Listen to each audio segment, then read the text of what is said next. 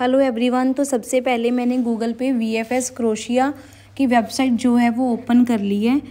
तो VFS crochet की जो ऑफिशियल वेबसाइट है उसका लिंक ओपन कर लेना आपने।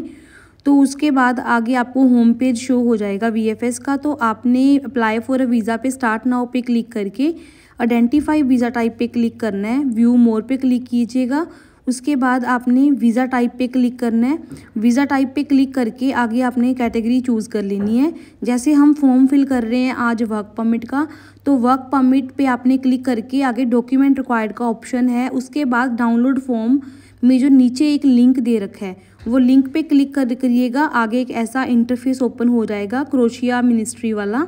तो यहाँ से सबसे पहले लैंग्वेज सेलेक्ट कर लीजिए, इंग्लिश कर लीजिए और एंटर न्यू एप्लीकेशन पे क्लिक कीजिए। तो आगे 6 पेजेस का एक वीज़ा एप्लीकेशन फॉर्म ओपन हो जाएगा। तो चलिए स्टार्ट करते हैं इसे फिल करना। सबसे पहले यहाँ पे हम सरनेम फिल करेंगे जो आपके पासपोर्ट पे मेंशन होगा।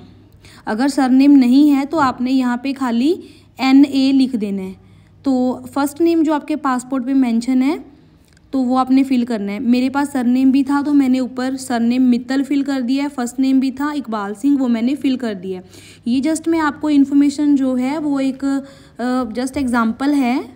आपने जब अपनी एप्लीकेशन फिल करनी है ध्यान से फिल करनी है। उसके बाद डेट ऑफ बर्थ आपने फिल कर लेना है। प्लेस ऑफ बर्थ जो आपके पासपोर्ट पे मेंशन है वो आपने फिल कर लेना है। आगे कंट्री ऑफ बर्थ है, जैसे हम इंडिया से कर रहे हैं तो इंडिया सेलेक्ट कर लीजिएगा। Country of nationality auto fill हो जाएगा। उसके बाद मेल और फीमेल वाला ऑप्शन सेलेक्ट कर लीजिएगा। सिंगल हैं, मैरिड हैं, जो भी आपका मैरिटल स्टेटस है वो आप फिल कर लीजिएगा। उसके बाद आगे डिटेल्स आ गई। एप्लीकेंट्स एड्रेस, आपका एड्रेस जो पासपोर्ट के लास्ट पेज पे मेंशन होता है वो आपने यहाँ से फिल करना है। सबसे पहले postal code, postal area code जो आपके पासपोर्ट में मेंशन है वो फिल कर लीजिएगा। प्लेस ऑफ रेजिडेंस जो आपके पासपोर्ट पे एड्रेस है आपका वो फिल कर लीजिएगा। उसके बाद street number and street name and number जो है वो भी आपका पासपोर्ट का पीछे से एड्रेस ही आएगा। अगर गली का नेम है या नंबर है ठीक है, अदरवाइज़ जो प्लेस ऑफ रेजिडेंस में आप एड्रेस मेंशन कर रहे हो वहीं इस पर कॉपी पेस्ट कर देना, कॉपी करके। तो उसके बाद आगे मैंने तो ऐसे ही ऊपर से ही जो प्लेस ऑफ रेजिडेंस वाला है वो नीचे कॉपी पेस्ट कर दिया था। कंट्री सेलेक्ट कर लीजिएगा, कंट्री जो है वो इंडिया है। उसके बाद आगे इन्होंने ईमेल और फ़ोन नंबर दे रखे हैं। अभी देखिए मैं तो यहाँ पे फिल नहीं कर रही हूँ क्योंकि ये मैंडेटरी भी नहीं है फिल करने, पर आप ज़रूर अपना ईमेल आईडी और फ़ोन नंबर फिल करिएगा वीज़ा एप्लीकेशन फॉर्म में। उसके बाद आगे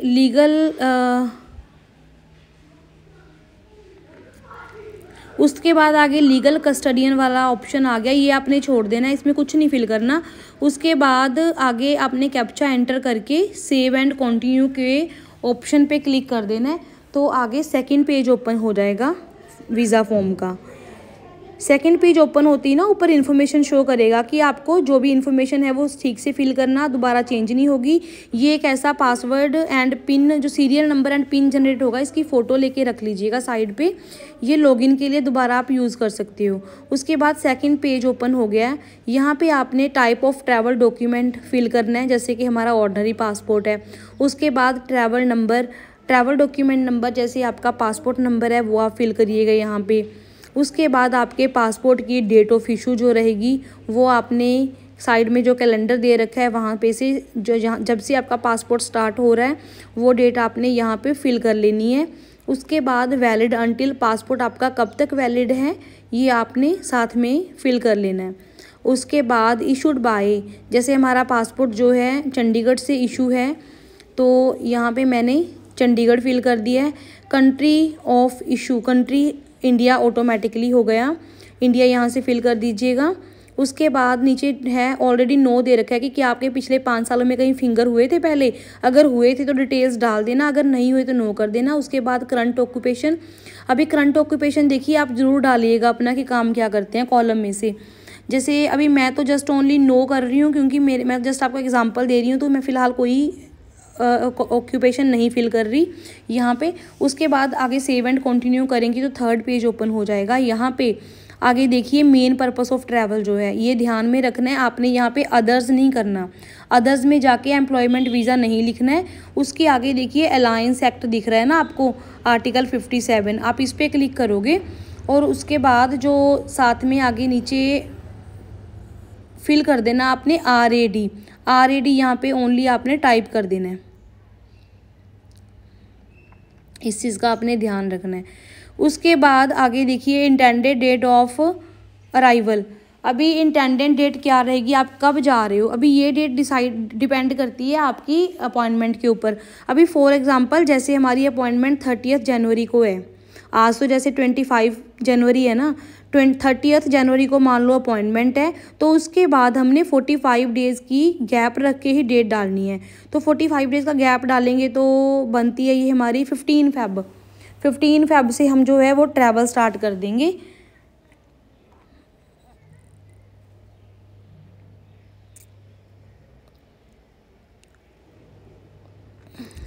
ये ना आपने ध्यान में रखना है, जो अपॉइंटमेंट है ना वो आपने जो है 45 दिन बाद की ही डालनी है। अभी मान लीजिए कि जो अपॉइंटमेंट है क्लाइंट की वो 30 दिसंबर को है, तो उसके बाद 45 दिन ऐड कर लेने हैं, तो 15 फरवरी हो गया।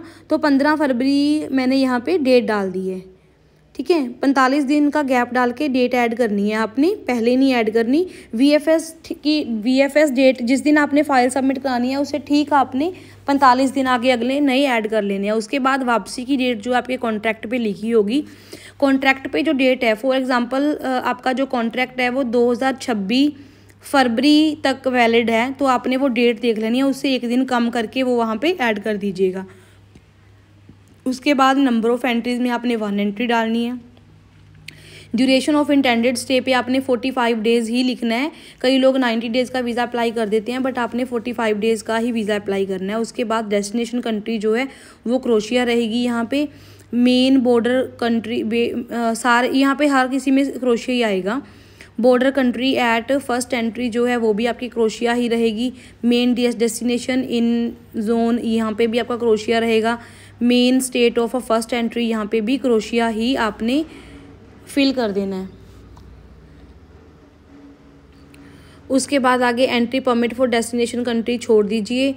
आगे कि आपने पिछले 5 सालों में कोई रिफ्यूज़ल लगी है जहाँ फिर आपने फिंगर्स दिए हैं, अगर दिए हैं तो डेटा फिल कीजिएगा, अदरवाइज़ नो कर दीजिएगा।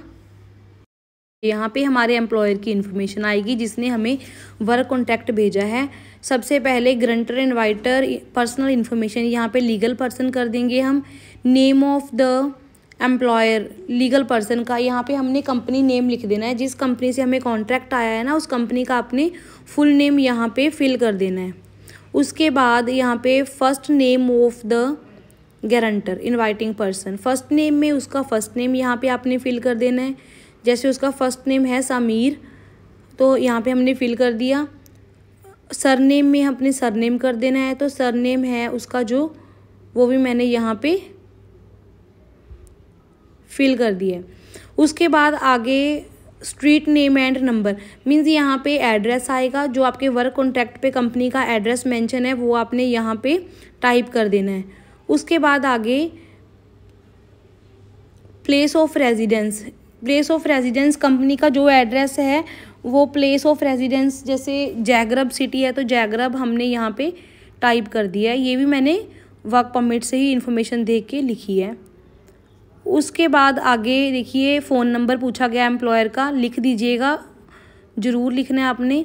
उसके बाद जो सारी ऊपर वाली इन्फॉर्मेशन है कॉपी पेस्ट करके एक ही लाइन में इकट्ठी लिख देनी है आपने, क्योंकि नीचे सरनेम नेम फ़ोन नंबर मांगा गया है। उसके बाद नीचे पूछा गया है कि गारंटर वाली इन्फॉर्मेशन सेम है, यस सेम है। तो उसके बाद आगे स्पॉन्सर का पूछा गया है कि आपको स्पॉन्सर कौन कर रहा है, बंदा खुद अपने खर्चे कर रहा है या फिर स्पॉन्सर। हम स्पॉन्सर पे क्लिक करेंगे, एकोमोडेशन प्रोवाइडेड पे क्लिक कर देंगे और expenses cover during the stay कर देंगे। एंड उसके बाद हम आगे जो है सेव एंड कंटिन्यू करेंगे, तो ऐसा सरफेस ओपन अगला पेज ओपन हो जाएगा, 5 नंबर पेज। यहाँ पे ज़रूरी ध्यान रखना है, ये बॉक्स में इन्फॉर्मेशन लिखी हुई है, जो डॉक्यूमेंट आपने अटैच करने हैं ना वो आपका साइज़ कितना होना चाहिए और किस फॉर्म में आप डॉक्यूमेंट अटैच कर सकते हो, जैसे PDF, JPG, JPEG, PNG वगैरह। तो देखिए ऐड फ़ोटो लिखा हुआ है। ऐड फ़ोटो पे हम क्लिक करके जो अपने कंप्यूटर में फ़ोटो सेव की हुई है अपनी पासपोर्ट साइज़ 80% फेस वाली, वो आपने यहाँ से फ़ोटो ऐड कर देनी है। अगर यहाँ पे आप अटैच करोगे, अटैच ना हो तो इट मीन्स साइज़ का कोई दिक्कत है, और साइज़ आपने देख लेना है उसका, क्योंकि इन्होंने यहाँ 2 MB से कम साइज़ के डॉक्यूमेंट मांगे हुए हैं। और उसके बाद ऐड डॉक्यूमेंट नेक्स्ट में करने हैं आपने सारे डॉक्यूमेंट, जैसे कि जो आपके वर्क कॉन्ट्रैक्ट क्रोशिया से आए हैं वो, आपका एकोमोडेशन लेटर क्रोशिया से आया है, आपका गारंटी लेटर आपके एम्प्लॉयर की तरफ से आया है, और ऐसे ही ट्रैवल इंश्योरेंस, टिकट वगैरह एवरी डॉक्यूमेंट आपने साथ में अटैच कर देना है। उसके बाद आगे वाला पेज जो है वो EU नेशनल वाला आ गया। ये आपने कुछ भी इसमें फिल नहीं करना है, आपने सेव करके इसे फाइनलाइज कर देना है। इस इन्फॉर्मेशन को आपने छोड़ देना है। फाइनलाइज होने के बाद आगे इस तरह से एप्लीकेशन फॉर्म फिल हो जाएगा और एप्लीकेशन फिनिश हो जाएगी। ये साथ में आपको एक प्रिंटर का ऑप्शन दिखेगा, इस पर क्लिक करके ना अपने फॉर्म को अपने कंप्यूटर में सेव कर लीजिएगा। ये देखिए मैंने कंप्यूटर में फॉर्म सेव कर लिया, आपको ओपन करके दिखा देती हूँ। ये देखिए हमारा सारा एप्लीकेशन फॉर्म फिल हो गया है। जिस दिन हमारी अपॉइंटमेंट है, ये प्रिंट भी हमने फॉर्म निकाल के साथ में कैरी करना है। तो इस तरह से फॉर्म आप फिल कर